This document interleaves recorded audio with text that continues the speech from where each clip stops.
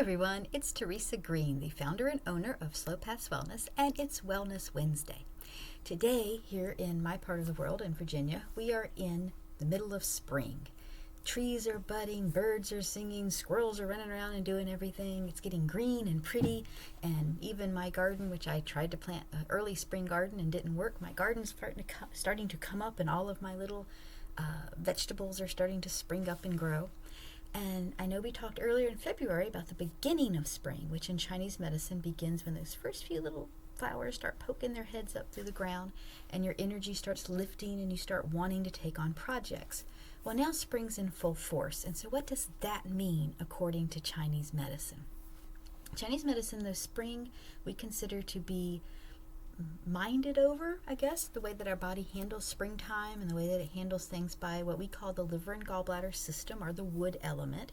And those deal with things like ambition, things like goal setting, things like moving towards things you want, things like creativity, also associated with anger, as well as the associations directly with the organs, with the detoxifying property and the bile-making property of the liver and gallbladder, and also with the idea of things that we give the liver and gallbladder responsibility for, because over centuries the Chinese have associated these things together and it works as a system, with the idea of things happening at the right time. So things like being hungry at the right time, waking and sleeping schedules, menstrual cycles for women, anything like that where your body needs to be able to make a modern adaptation. That would be cortisol production, making sure that your body does things in the time that it's supposed to do them. We set that up as being, we see that as being associated with liver and gallbladder function as Chinese medicine sees it. And so what are the things that inhibit or harm that function? Well, one of them is being too busy, because it overwhelms the liver system. Doing so much for creativity where you're constantly in your head that you never get a break. Being stressed, because we believe that the liver and gallbladder system are also supposed to be one of the major parts of the body moderating stress and managing stress. And so if it has too much stress, it can't do the part it's supposed to do for the day-to-day management of day-to-day affairs and of making plans and things like that. So what is the answer to that? How do you help that? Now, there's obviously lots of food things you can do, lots of dietary things you can do, but today I wanted to focus on kind of taking a step back and looking at one part of what we call the progression cycle, or I think they may call it the birth cycle, and some the engendering cycle, where each organ system we believe has a function within that relates to the other organ systems. It's like in functional medicine where they talk about how the different systems, different body systems work together, and so if your digestive system isn't working properly, then your brain isn't working right. It's the same idea, just we use different words. So the wood element, or the liver and gallbladder system, is fed by what we call the water element, or the kidney bladder system.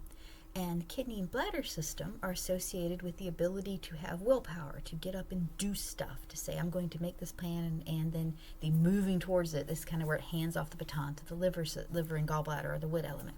It's also the part of the body that's able to be quiet and peaceful, the part that has a lot to do with sleep, a lot to do with what's happening when a baby's in the womb, and all those little things are going together and working out. But that's kind of the basic DNA part of the body, what you're born with, is strongly associated with the water element, or kidney and gallbladder function. And when we say kidney, we also mean adrenal gland for adrenaline.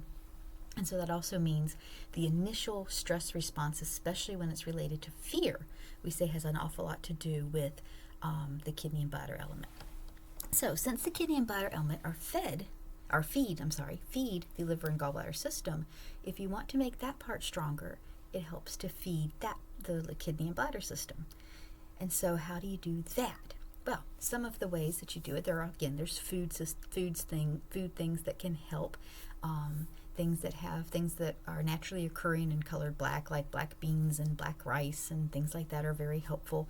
Water is very helpful. The water element, drinking water in appropriate amounts, is really helpful. But the thing that I want to talk about today, and I talk about that a lot on Mondays and Mindful Mondays, is giving yourself quiet time. Because that's the time when your entire body kind of resets itself. And in Chinese medicine, we see the kidneys, in parentheses, adrenal and bladder system as being part of that. giving yourself time to be peaceful, to kind of look at clouds, to when people are meditating, this is the time when you feel a thought come up, you think, oh, there's a thought, and then you don't focus on it. You let yourself just let go of all of that overthinking, overstressing. It can be as simple as sleep, be as simple as meditation. It can also be as simple as getting in the zone of something that is creative, because that's really, really especially nourishing to liver gallbladder. To do a peaceful and creative thing feeds both the kidneys, which then feed liver gallbladder, and also directly feeds the liver and gallbladder. So something like sewing or painting or musical, playing in a musical instrument when you're good at it, or when you can just kind of do parts of it that aren't real stressful. Now, obviously, to learn the instrument, at some point you have to do more of the liver gallbladder part, and maybe sometimes even some of the other organ systems are involved to learn it. But for the part where we're specifically trying to nourish the kidney and water element, you want to do the things you kind of already enjoy. So doodling, putting together, like I like arranging flowers, getting a whole bunch of different flowers and just putting them together. I'm not really trying to do something to impress somebody. I don't have any deadline I have to meet.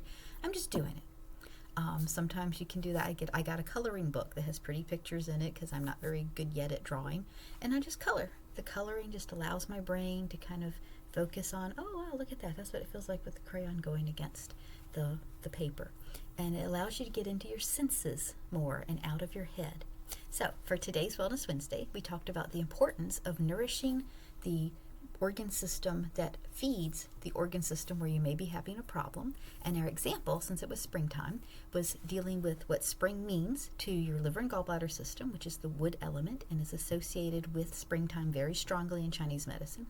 And that one way to nourish that is to go back one step to the water element, to the kidney and bladder system, and give yourself something that is peaceful, calm, and able to just kind of rejuvenate you and get you out of your head, more into your senses.